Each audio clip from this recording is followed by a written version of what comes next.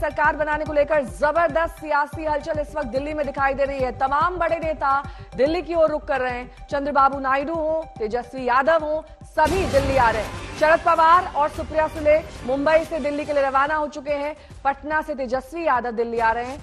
तेजस्वी यादव और नीतीश कुमार एक ही फ्लाइट से दिल्ली पहुंचेंगे। सरकार गठन के लिए इस वक्त जबरदस्त सियासी हलचल है। चंद्रबाबू नायडू, नीतीश कुमार, ये दोनों अहम किंग मेकर के तौर पर सामने दिखाई दे रहे हैं। हिमांशु मिश्रा मेरे सहयोगी जुड़े हुए हैं तमाम जानकारी के साथ। हिमांशु, जिस बात का आप जिक्र कर रहे थे उसी के साथ चर्चा की शुरुआत करेंगे। स्पेशल स्टेटस यानी कि स्पेशल राज्य का दर्जा दोनों नेताओं के लिए अहम मांग हो सकती है, लेकिन इसके अलावा चंद्रबाबू नायडू एक बार छिटक चुके हैं एनडीए से। उनका एक ट्रैक रिकॉर्ड रहा है। नीतीश कुमार का उससे भी खराब ट्रैक रिकॉर्ड रहा है कि कितनी बार वो पार्टी से छिटक कर फिर वापस एनडीए में शामिल हो जाते हैं। ऐसे में ये तमाम बातें एनडीए के भी सभी नेता को ज्ञात है और इसी को ध्यान में रखकर अब जो बार्गेनिंग पावर होगी किसकी बेहतर होगी ये तो सभी जानते हैं। देखिए, बिल्कुल बार्गेनिंग पावर जो है वो बेहतर होगी इस बार, इस पे कोई दो राय नहीं हो सकती है। और ये भी है कि फाइनेंस कमीशन की एक टीम जो है वो बिहार जा रही है, वो देखेगी कि उनको स्पेशल पैकेज क्या दिया जा सकता है। लेकिन हमेशा से नीतीश कुमार की एक मांग रही है नेहा कि विशेष राज्य का जो दर्जा है वो बिहार को दिया जाए। बिहार बहुत पिछड़ा हुआ राज्य है, इसको देखते हुए जो है वहां विशेष राज्य का दर्जा दिया जाए। दूसरी तरफ चंद्रबाबू नायडू ये कहते हैं कि 2014 में जब आंध्र प्रदेश को डिवाइड किया गया था, बांटा गया था, एक नया राज्य वहां से तेलंगाना बना था, उसके बाद जो वहां पर राज्य के लिए बहुत जरूर थी चीजें वो नहीं मिल पाई थी, उनके लिए उसे भी विशेष राज्य का दर्जा दिया जाए। और चंद्रबाबू नायडू ने तो 2018 में ये कहते हुए ही बाहर गए थे कि विशेष राज्य का दर्जा दिया जाना चाहिए। तब भारतीय जनता पार्टी ने कहा था कि विशेष राज्य का दर्जा नहीं दिया गया, लेकिन एक पैकेज दिया गया है। उस पैकेज में लगभग वही जो है पैसा दिया गया है डेवलपमेंट के लिए जितना विशेष राज्य के दर्जे के में किसी राज्य सरकार को दिया जाता है। तो चंद्रबाबू नायडू और नीतीश कुमार दोनों की मांग एक है। चंद्रबाबू नायडू जो है वो हार्ड बार्गेनर है, ये बात हम सब जानते हैं। चाहे वो अटल बिहारी वाजपेयी सरकार में रहे हो, उन्होंने बार्गेन किया था अटल बिहारी वाजपेयी सरकार में और ये कहा था कि स्पीकर का पद उनके पास रहना चाहिए। तब उन्होंने स्पीकर का पद अपने पास रख लिया था।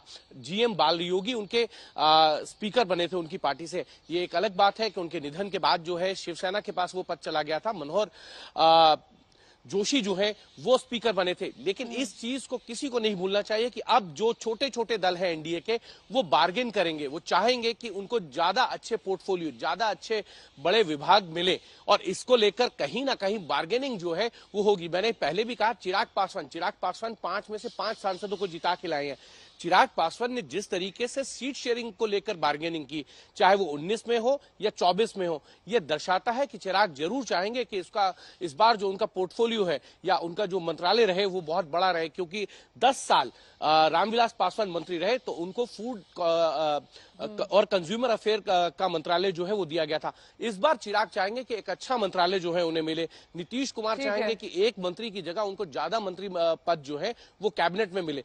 चंद्रबाबू नायडू भी यही चाहेंगे कि उनके, क्योंकि 16 सांसद जीते हैं और बड़ी जीत है, और अगर टीडीपी के साथ बीजेपी का अलायंस नहीं होता तो आंध्रा में 3 सीटें जीतना बीजेपी के लिए बहुत मुश्किल होता। इसीलिए चंद्रबाबू नायडू भी चाहेंगे कि उनका भी कैबिनेट में जो है प्रतिनिधित्व बढ़े और ज्यादा से ज्यादा रिप्रेजेंटेशन दिखे और वो सरकार के साथ अच्छे विभागों को लेकर डील जरूर करना चाहेंगे। ठीक है, बहुत बहुत शुक्रिया इस तमाम जानकारी के लिए आपका। दिल्ली में आज बैठकों का दौर है। निगाहें डबल एन फैक्टर यानी कि नीतीश और नायडू पर है। देखिए उन पर आधारित ये रिपोर्ट। सभी जनता का प्यार, इसका अभिवादन का स्वीकार करते हुए देश प्रधानमंत्री पद के लिए तीसरी बार चुने गए हमारे गुलाब की पंखुड़ियों की बारिश के बीच पीएम मोदी जब दिल्ली के बीजेपी मुख्यालय पहुंचे तो उन्हें अच्छी तरह एहसास हो चुका होगा कि अब की बार सत्ता की राह में गुलाब कम, गठबंधन को साधने के कांटे ज्यादा होंगे, क्योंकि बीजेपी इस बार अपने दम पर बहुमत का आंकड़ा जुटाने में नाकाम हो गई।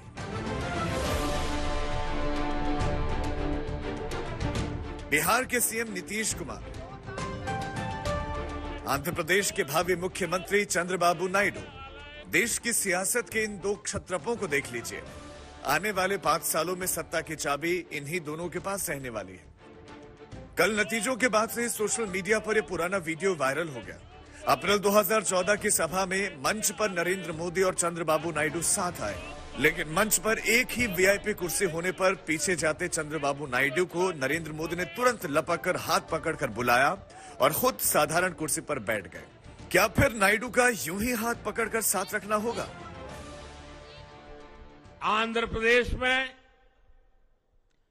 चंद्रबाबू नायडू जी के नेतृत्व में एनडीए ने शानदार प्रदर्शन किया है। बिहार में नीतीश बाबू के नेतृत्व में भी एनडीए ने शानदार प्रदर्शन किया है। साथियों, 10 वर्ष पहले देश ने बदलाव के लिए जनादेश दिया था। निगाहें नीतीश कुमार पर भी हैं। नतीजों के 24 घंटे पहले नीतीश पीएम से मिलने पहुंचे थे। नीतीश कुमार से जुड़ा हुआ पोस्टर फिर से सोशल मीडिया में वायरल होने लगा कि नीतीश सबके हैं, और तब सवाल उठा कि क्या नीतीश कुमार एनडीए के ही हैं या फिर सबके? नीतीश कुमार जी से बेहतर कौन हो सकता है प्रधानमंत्री?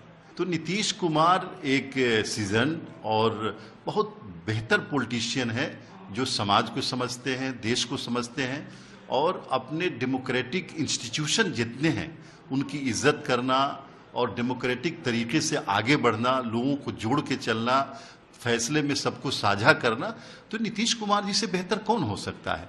लेकिन बहरहाल हम लोग एनडीए अलायंस में हैं अभी, और ये सब इस वक्त कहने की बात नहीं है। लेकिन नीतीश कुमार पहले भी थे, लोग चाहते थे कि वो प्रधानमंत्री बने, आज भी लोग चाहते हैं, और मुझे लगता है कि इस रिजल्ट के बाद उनसे उम्मीदें लोगों को ज्यादा बढ़ी। क्यों है नीतीश और नायडू ज्यादा महत्वपूर्ण, इन तथ्यों को समझिए। बहुमत का आंकड़ा है 272 सीट, एनडीए को मिली है 292 सीटें, बीजेपी को मिली है 240 सीट, नायडू की पार्टी को मिली है 16 सीट, नीतीश की पार्टी को 12 सीट। अगर एनडीए से नीतीश और नायडू की सीटें हटा लें तो 264 सीट बचती हैं, यानी बहुमत से 8 सीट कम। यही वो मजबूरी है जिसकी वजह से कल से नीतीश और नायडू बीजेपी ही नहीं, गठबंधन इंडिया के लिए भी महत्वपूर्ण बन गए हैं। दोनों तरफ से उनसे संपर्क साधे जा रहे हैं। हालांकि अब तक दोनों तरफ से यही कहा जा रहा है कि वो एनडीए के साथ हैं, लेकिन विपक्ष ने माइंड गेम शुरू कर दिया है। हम अपने पुराने स्टैंड पर कायम हैं। हम जनता दल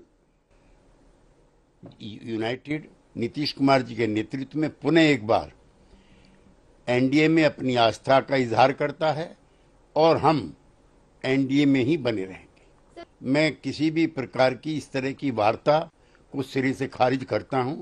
हम एनडीए में हैं और एनडीए में बने रहेंगे। इस पूरे चुनाव अभियान की जो नेता प्रतिपक्ष बार बार बोले कि 4 जून के बाद हो सकता है नीतीश जी भी बड़ा फैसला ले, क्योंकि नीतीश जी या चंद्रबाबू ये व्यक्ति केंद्रित विमर्श के, वेंडेटा पॉलिटिक्स के, बदले की राजनीति के पक्ष में कभी नहीं रहे।